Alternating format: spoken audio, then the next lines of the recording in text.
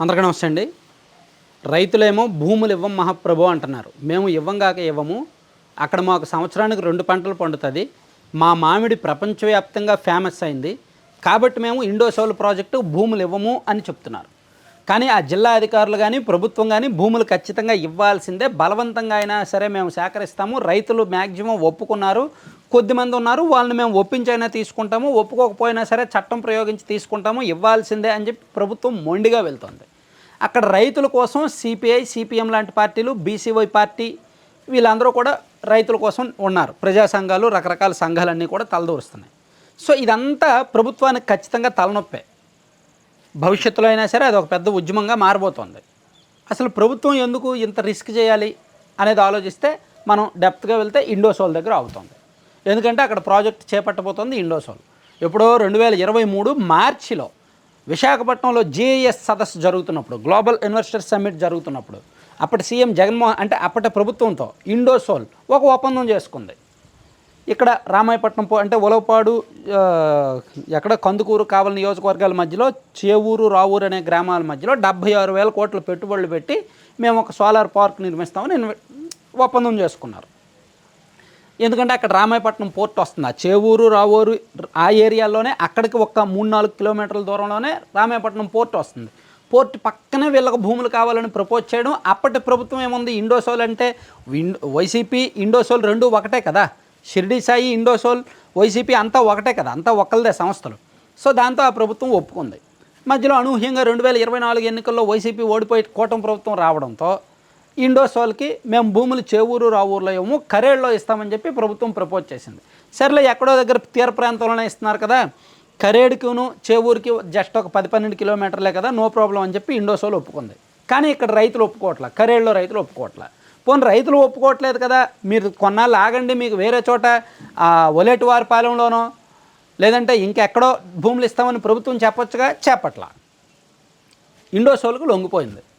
ఇండోసోల్కి ఎందుకు లొంగిందంటే నేను మళ్ళీ అక్కడికే వెళ్తా, ఖచ్చితంగా వెళ్ళాలి. నేను 10 సార్లు కాదు 100 సార్లు అయినా చెప్తా. ఎన్నికలకు ముందు వాళ్ళతో బేరం పెట్టుకున్నారు. అసలు ఆ బేరం ఎందుకు పెట్టుకోవాలి? తెలుగుదేశం పార్టీ లాంటి పార్టీ అధికారంలోకి వస్తారు అని ఖచ్చితంగా వాళ్ళకి తెలిసాక 2024 ఎన్నికల్లో ఖచ్చితంగా అధికారంలోకి వస్తామని టీడీపీ వాళ్ళకి 2 సంవత్సరాల ముందే తెలిసింది. పవన్ కళ్యాణ్ గారు ఎప్పుడైతే పొత్తు గ్రీన్ సిగ్నల్ ఇచ్చారో ఖచ్చితంగా మనం గెలిచేస్తామని తెలిసింది.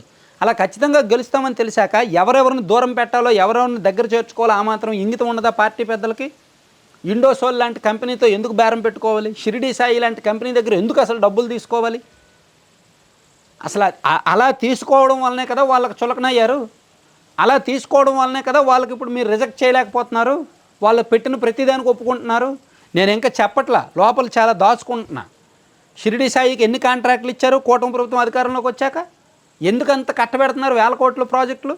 గతంలో జగన్మోహన్ రెడ్డి గారి ప్రభుత్వం ఉన్నప్పుడు వాళ్ళకే ఇచ్చి, ఇప్పుడు వీళ్ళు కూడా వాళ్ళకే ఇచ్చి ఎందుకు అలా పెంచి పోషిస్తున్నారు? వేరే వాళ్ళు లేరా? వేరే ఎలక్ట్రికల్ సంస్థలు లేవా? పైగా వైసీపీ ప్రభుత్వం ఉన్నప్పుడు ఎలాగైతే వాళ్ళకి ట్రాన్స్ఫార్మర్ ఎక్కువ రేటుకి కాంట్రాక్ట్ ఇచ్చేస్తున్నారని ఏడిశారో టీడీపీ వాళ్ళు, వీళ్ళు ఇస్తున్నది మళ్ళీ అదే రేటుకి. వీళ్ళేమీ ఉద్ధరించట్లా, వీళ్ళేమీ డబ్బులు తగ్గించట్లా, వీళ్ళు కూడా అదే చేస్తున్నారు. తెలంగాణలో 75,000కో 80,000కో ట్రాన్స్ఫార్మర్ సరఫరా జరుగుతుంటే ఇక్కడ మాత్రం 140,000కి 135,000కి చేస్తున్నారు. అంటే సేమ్ అక్రమం జరుగుతోంది, సేమ్ అవినీతి జరుగుతోంది. జస్ట్ గవర్నమెంట్ మారింది అంతే. దీన్ని ఏం చేయాలండి? ఇది తప్పా కాదా?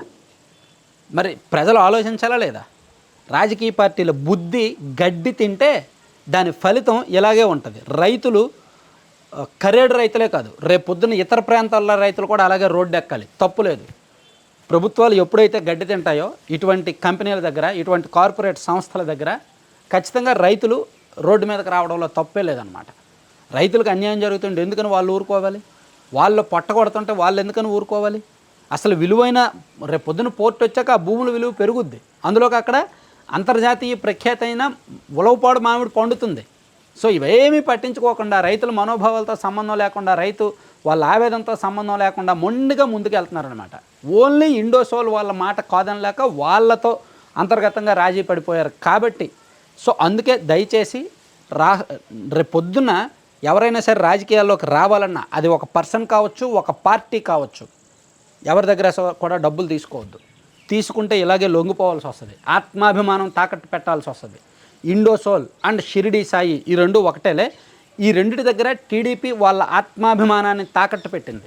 ఒకప్పుడు వాళ్ళ ద్వారానే రాజకీయం చేసి వాళ్ళు జగన్మోహన్ రెడ్డి గారి బినామీలు అని పదే పదే ఆరోపణలు చేసి వాళ్ళ అనుకూల పత్రికల్లో వార్తలు రాయించి ఎన్నికలకు 3 నెలల ముందు వాళ్ళ దగ్గర డబ్బులు తీసుకొని వాళ్ళతో కాంప్రమైజ్ అయ్యి వాళ్ళతో బిజినెస్ చేసి వాళ్ళతో డీలింగ్ చేసుకొని ఇప్పుడు వాళ్ళ ద్వారా రైతులు పొట్టకొడుతున్నారంటే దీన్ని ఏమనాలి?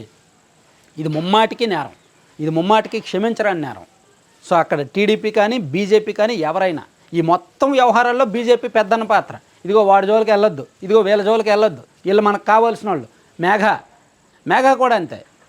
మేఘా వాళ్ళు వైసీపీ ఉన్నప్పుడేమో పెద్ద పెద్ద ప్రాజెక్టులు వాళ్ళకే వచ్చాయి, కూటమి ప్రభుత్వం వచ్చాక కూడా పెద్ద పెద్ద ప్రాజెక్టులు వాళ్ళకే ఇస్తారు. రేపు పొద్దున్న బనకచర్ల కూడా మేఘా వాళ్ళకే ఇస్తారు, వేరే కంపెనీకి ఎవరు. సో అలా కాంప్రమైజ్. అంటే ఇక్కడ ప్రభుత్వాలు మారతాయి, పరిపాలన మారుద్ది, ఎమ్మెల్యేలు మంత్రులు మారుతారు, కానీ ఈ కాంట్రాక్ట్ సంస్థలు పెద్ద పెద్ద కార్పొరేట్ సంస్థలు మాత్రం మారవు. అదే మన రాజకీయం. అందుకే ఐ హేట్ పాలిటిక్స్ అనమాట. ఈ పొలిటీషియన్స్ అందరూ కూడా స్నేక్స్ అని నేను అందుకే అంట. Thank you.